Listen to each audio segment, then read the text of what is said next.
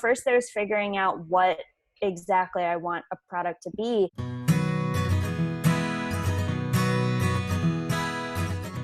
Hello and welcome back to the Herbal Skillshare Marathon. In this session, we have got Jordyn Schwersky, who is going to be sharing her process of formulating herbal products.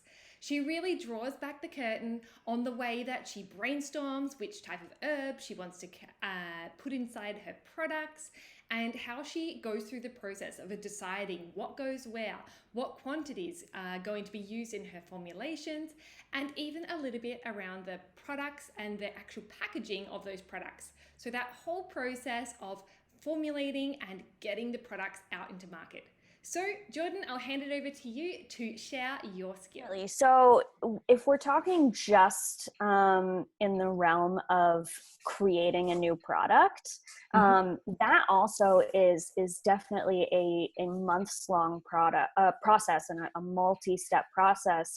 I think a lot of people wanting to go into this business and kind of get into this line of work think, oh, well, it's, I really like plants. It's just mixing some stuff up and then I'll be good to go. And really there's a lot more to it. And so for me, the first step is figuring out what products I want to sell. What products I want to offer people. So there's some brainstorming that goes on. I have a huge list on my computer of potential products that I would like to create at some time in the future, that I feel like I'm always adding to faster than I can create them. So first there's figuring out what exactly I want a product to be. From there, I pretty much make kind of a general list of herbs that would suit that product. So let's take my dream tea. It's a very calming and soothing tea that is really delicious. It's great for bedtime. Calms your mind, calms your nerves, and there's a little in there as well to facilitate more vivid dreams, lucid dreaming. I've always loved that kind of stuff. So in creating that, the first thing I would do is make kind of a big list of different herbs that were calming, say, or sedative. And then from there, I begin to narrow the list down. And in that process of narrowing the list down is when I really start to get into the research portion of things. And that the research portion takes a lot of time for me, both out of necessity, because I want to make sure that what I'm creating is the best possible product, but also out of just a sheer love of knowledge. So sometimes I'll find myself researching herbs for a product, and it's almost like falling down a YouTube hole. Like, an hour later, I'm looking at a plant like 5 degrees of separation away that I'm not even putting in the product, but I'm like, oh, this plant is so interesting. I want to know more about it. So there's a lot of research, in books and online and through anything I can get my hands on, really. Really, you want to have a materia medica of some kind, a book that really is just, here's an herb, here's the scientific name, here's where it grows, here's its chemical constituents, here are the uses it has.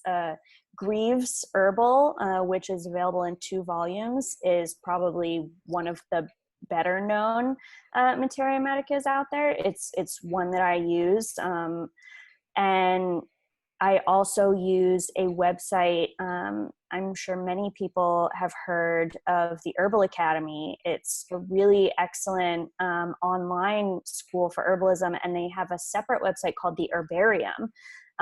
which you can get a yearly membership to at a really great price. And it's full of monographs, plant monographs, which is just tons and tons of information about these plants. And it's really great because they put all their sources too on their monographs, so you can go and do even further research. So stuff like that. Of course, looking on the internet, obviously you have to be careful when you're on the internet, but there's definitely some great stuff out there as well, particularly for people who are in my area. There's a site called Eat the Weeds. Green Dean runs this site called Eat the Weeds, and it's like all kinds of plants that grow in Florida and like how to forage them and their best uses. And I'm in Central Florida, so it's like I love practicing bioregional herbalism, really getting into the plants that grow around you. So yeah, just a lot of research. And then kind of in conjunction with the research stage, is the kind of trial and error portion of things. Once I've pretty much narrowed down what herbs I want in my product, I need to figure out how much of each I want in there. And there's various kind of formulas for how much of certain plants you should put in your formula in order to create the best blending of the herbs.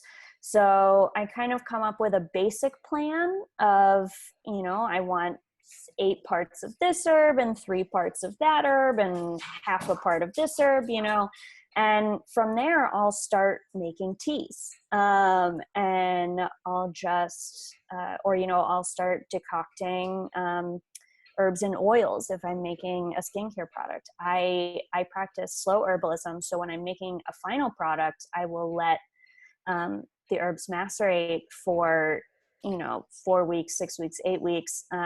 But when I'm kind of in the formulation process, I will use heat to speed things up a little, because I do a lot of different trial and error. So I'll just kind of make a bunch of different teas for weeks or months at a time, just kind of tweaking a little here and there, and figuring out what tastes the best, what feels the best, what is really going to be the best product. And so that research portion and the kind of trial and error in terms of really dialing in the final formula definitely takes a few months, especially because this is not what I do full time. So it's not like I wake up in the morning and immediately start doing herb things. But even for people who do this full time, it's not a quick process when you're formulating something. So that takes a lot of time. And I think, there are a lot of, as people who are watching this will know, there are a lot of different ways to be an herbalist. Some people just really love growing plants. That is their thing. Some people, like myself, really love formulating things. And I find it so much fun to kind of tinker. You mentioned before, I really like the scientific side of things. I really love doing all that research, and it's not necessary to know the exact chemical constituents of what's in a plant and precisely how it acts on the body, but it is important to know some of that science, I think, in conjunction with the more holistic parts of this process. But even the more artistic part of creating formulas, of trying everything out and tasting it and smelling it and all that, I kind of come at it like a scientific experiment. there's a lot of tinkering and mixing and matching, and it's just, I find so much joy in it. It's a lot of fun. So that is really, I love doing that. And then of course, once I've dialed in that final formula, I have to actually make a bunch of the product. So usually I will get like those really big mason jars, and fill it up with the herbs that I need, and pour in the alcohol or the oil or the vinegar or whatever the main thing is going to be, and then I'll just let it sit for a month or so, and just shake it every day. I think that keeps you really kind of connected with the process, going and kind of watching how the colors change in the jar, and just giving it a little shake every day, and really connecting with it like that. And once it's done, putting everything into tins or jars or bottles or whatever.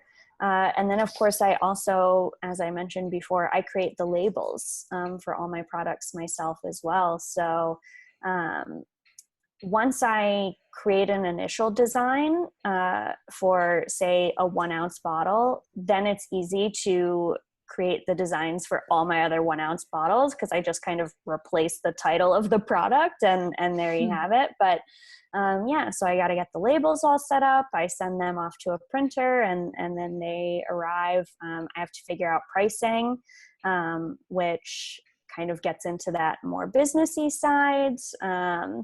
I have to create the product pages on my website. I have to take photos of the products for the website.